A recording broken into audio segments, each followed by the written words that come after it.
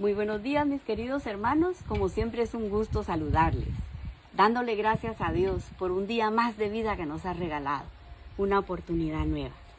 ¿Qué vimos ayer? Vimos la ira de Dios encendida por la rebelión de su pueblo. Cayeron en idolatría, en deseo de su carne, queriendo hacer su voluntad. Y en lugar de hacer la voluntad de Dios, fíjese, ellos querían hacer lo que ellos querían, apoyándose en su propio entendimiento, en lugar de la revelación de Dios. Y comenzaron a pecar en una forma abominable, en el lugar santo, fíjese, donde Moisés había subido por las tablas. Y vimos cómo Moisés, en una forma muy humilde, toca el corazón de Dios. Los versos que vamos a estar viendo ahora en este capítulo nos alientan, fíjese, nos entrenan y nos equipan a nosotros. Nos preparan para que podamos vivir una vida recta, correcta. Y esa es la clave, porque nosotros queremos vivir de acuerdo a lo que es correcto a los ojos de Dios, porque Él es nuestro juez.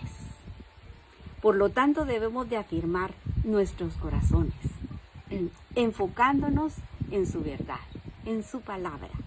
Nuestros corazones deben de estar siempre unidos a la voluntad de Dios. Y esto es lo que nos va a enseñar este capítulo. El 15 dice: volvió Moisés y descendió del monte, trayendo en su mano las 2 tablas del testimonio. Las tablas escritas por ambos lados, de uno y de otro lado, estaban escritas.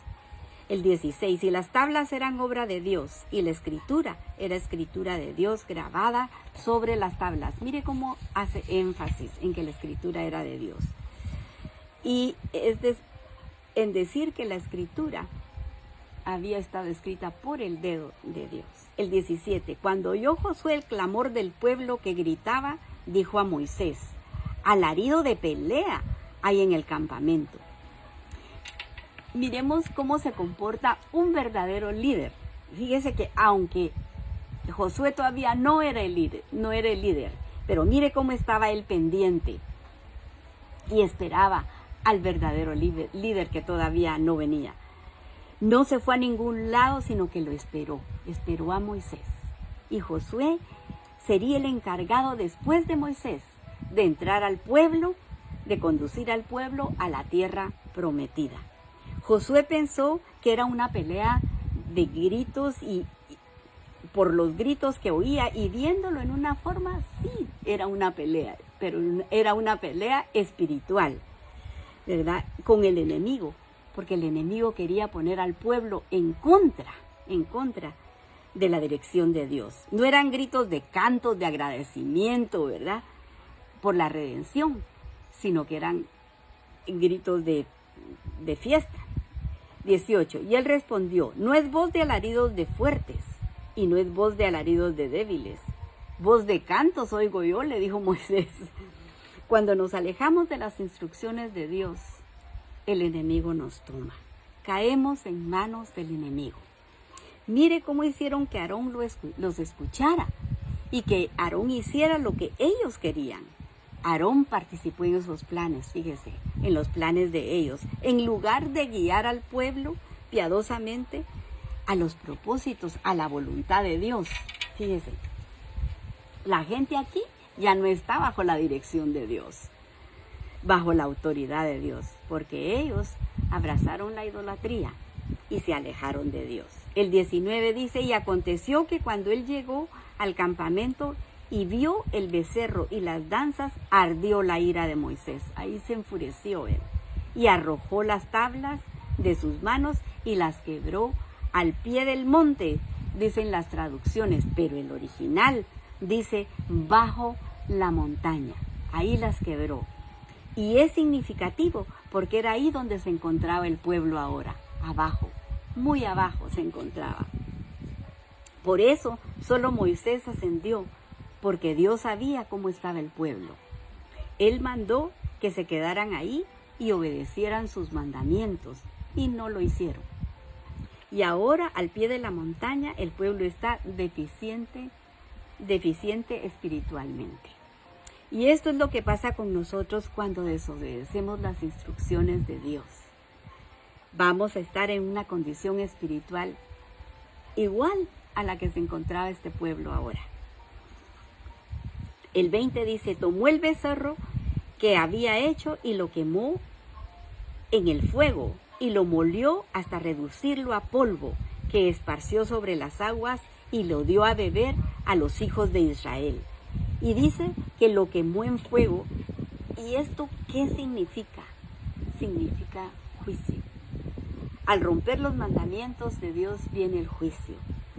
Y el beberlo es significado que tenían que sufrir las consecuencias de sus acciones, así como nosotros, cuando desobedecemos, tenemos que sufrir las consecuencias de nuestras acciones.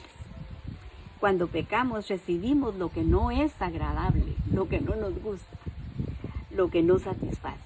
Físicamente, antes de actuar,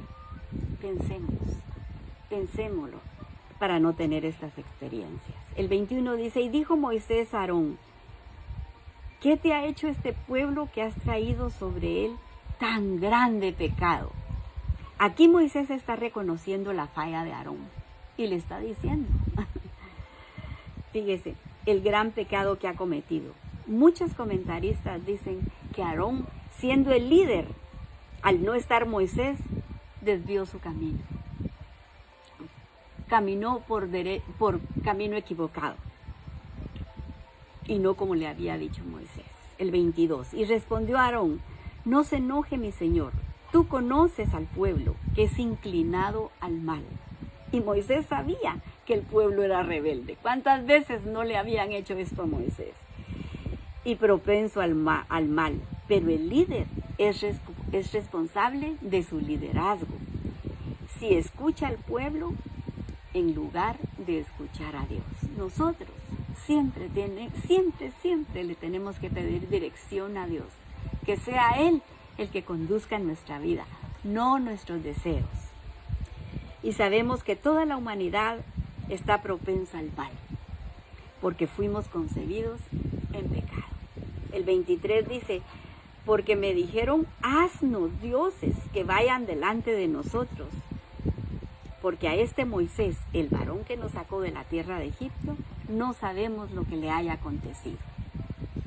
Y aquí Dios no está en el pensamiento del pueblo, fíjese. Ellos quieren sus propios dioses, rechazan a Moisés para que todo el pueblo lo rechace también, fíjese. El 24 dice, y yo les respondí, ¿quién tiene oro? Este es Aarón hablando. Apartadlo, y me lo dieron y lo eché en el fuego y salió este becerro, dijo él. Pero nosotros aquí nos damos cuenta que él está mintiendo, porque en el verso 4 leímos que él le dio forma con buril, ¿verdad? Que él le había dado forma. Así que él está mintiendo aquí. El 25, y viendo Moisés que el pueblo estaba desenfrenado porque Aarón lo había permitido, fíjese, él se da cuenta, para vergüenza de entre sus enemigos, dice la palabra. Se puso Moisés a la puerta del campamento y dijo, quien está por Yahweh, júntese conmigo. Y se juntaron con él todos los hijos de Leví.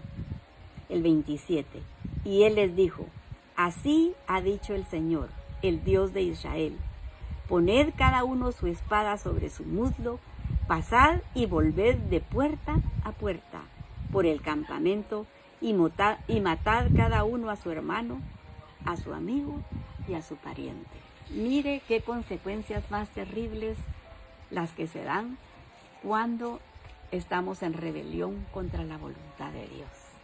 Así que aquí lo vamos a dejar y le vamos a dar gracias a Dios por las peticiones que Él nos ha contestado, y le vamos a poner las que aún tenemos pendientes. Acompáñeme, por favor. Padre amado, te damos gracias, Señor, por tu amor, por tu paciencia, Señor, por tu dirección, Padre amado. Porque verso a verso nos das instrucciones, enseñándonos cómo dirigirnos a ti. Permite que nuestras oraciones lleguen al trono de tu gracia, mi Señor, con un olor fragante. Y aquí, Señor, te presentamos nuestras peticiones rogándote misericordia. Amado Dios, te rogamos por el señor Chinchilla. Estuvo en coma y oramos por él. Y ya volvió, pero no reconoce a su familia. Te pedimos, Señor, que su cerebro sea sanado por tu preciosa mano. Señor, unge la boca de Marvin y de cualquiera que lleve el mensaje de las buenas nuevas. Y prepara el corazón de Abraham para que pueda recibir tu mensaje, porque es mensaje de vida eterna. Te rogamos por Carlos, Señor, que lo rodees con tus ángeles, Padre. Dale la seguridad que estás tú con él, Padre, limpiando, corrigiendo, Señor, arrancando toda planta que tú no hayas plantado en su camino, Padre Santísimo. Por nuestra querida hermana Carmencita, para que Dios esté a su lado, dándole la seguridad que a los que le amamos, todas las cosas nos ayudan a bien. Seguimos orando por Dimas González. Toca su corazón, Señor. Sana su alma, Padre bendito. Muéstrale el inmenso amor que tú le tienes. Oramos por Noé y te rogamos que les mandes ángeles, Padre, que lo cuiden y lo guarden en todos sus caminos. Te ponemos a Brenda, tu hija amada, que seas tú guiándola, Padre, en esas decisiones fuertes que ella tiene que tomar. Señor, que sean conforme a tu voluntad. Bendícela con tu paz. Y Señor, te pongo a mis hermanas Caro, Clarita, Audrey, para que las sanes de toda enfermedad, Señor, con un toque tuyo, mi Dios. Por mi hijo Francisco, que seas tú quien lo defienda, Padre. Por Jordan, para que la mantengas rodeada de tus ángeles, que la cuidan, Señor. Oramos por nuestro hermanito Ervin Molina. Por favor, Señor, tócale su espalda, sánalo, mi Dios. Y por la hermanita Zeneida, Señor, tócala, mi Señor. Pon tus preciosas manos sobre estas personas que necesitan, Señor, ser sanadas de cáncer, esa enfermedad terrible, Padre. Por Kale, de 22 años, por hermana Olivia, por Everly, por Julieta, por Manuel, tu siervo, mi Dios. Y te ponemos a Manuel, manténlo entre tus manos para que no regrese el cáncer.